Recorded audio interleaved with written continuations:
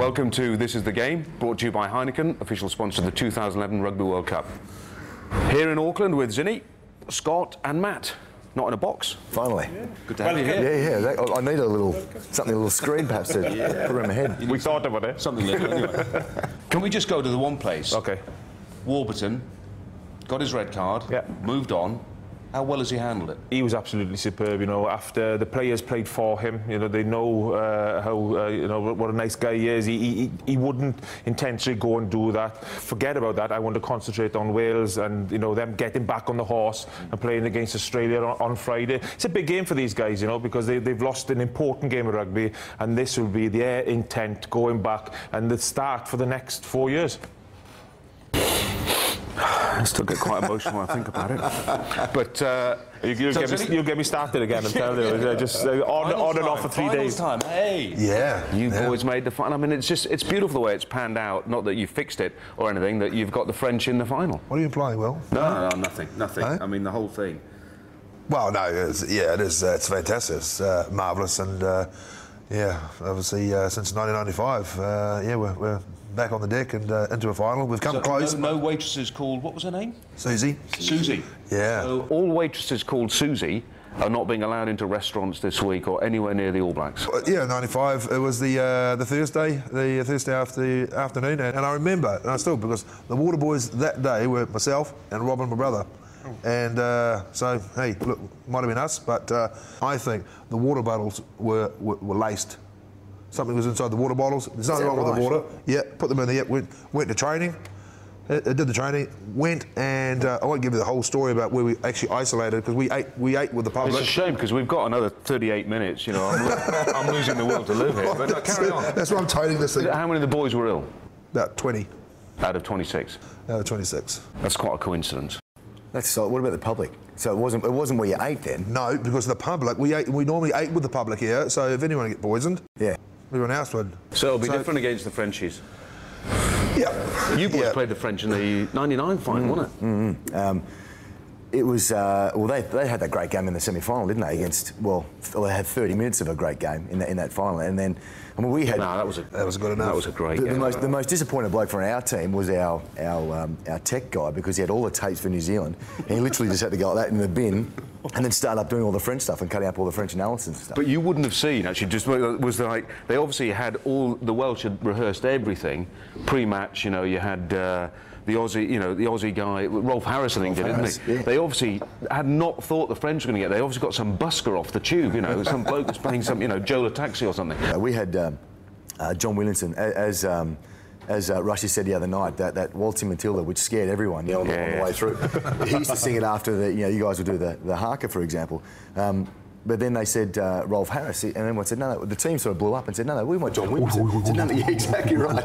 So have you heard this yet? Do you know what it is yet? There was a battle to get in the change room, and there was no accreditation for it. Where do I, mate? In that '99 year, we had to vote for a referendum whether it was going to be under the monarchy still or a republic.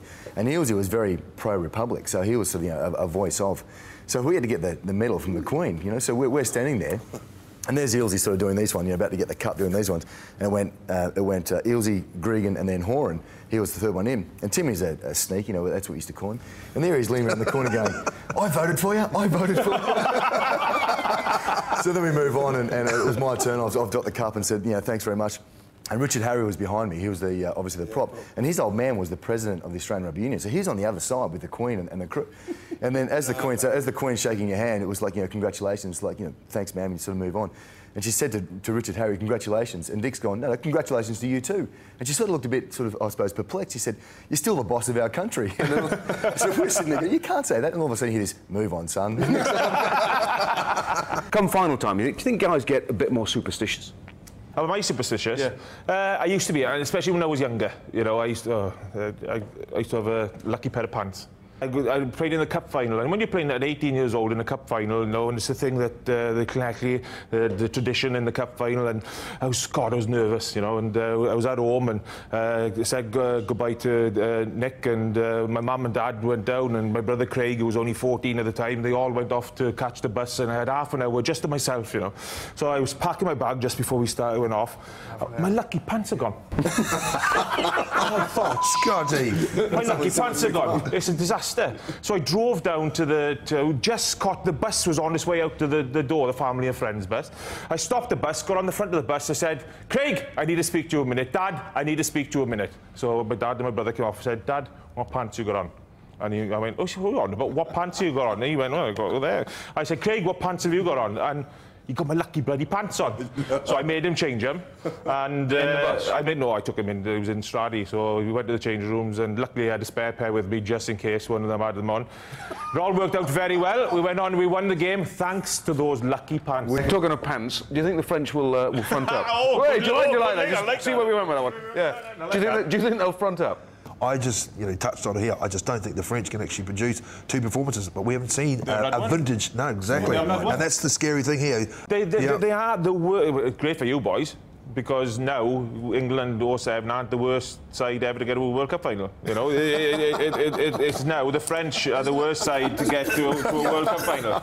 The French have actually done enough. They've got through. You know what it's like here. At the end of the day, win ugly. Just win ugly. So here we are. It's the French to beat the Blacks in the final. Proclaimed by Izzy. Well, no, not in the final. Well, that's all we've got left, Zinny. That's all we've got is the final left. Yes, I know. But when I actually said I wanted to lose to the French, I actually wanted to go down the other way because I didn't really want to meet this. I didn't really want to meet the Australians. I think they played in the pool game. They played 10 or 15 minutes against you boys. They actually played, thought that's enough, and then gave up. So strategic from Lever. So Levermont in a way has. I think he's outthought. He's outthought Graham Henry. Well, he's outthought all of you guys because you're now. Little moustache. The whole thing has just been. I think he's turned it into the Antill mob. And he's got the little driver with a tush there. He is, and all the boys pedaling well in the back. The little tash is a little bit like the which is the Y in the 95 World Cup. You remember the South Africans started wearing those nosebands? The nosebands. Yeah. And it's like, what was all that about? Yeah, but that's different to a tash, isn't it? Yeah, not nearly as funny. South Africans never do anything that's funny. The tash, French tash is funny. Thanks to the boys. Here's looking forward to a great final. In the meantime, please visit www.thisisthegame.com for lots more video, interviews and content. See you after the final. Then we can talk about the Kiwis. Yeah.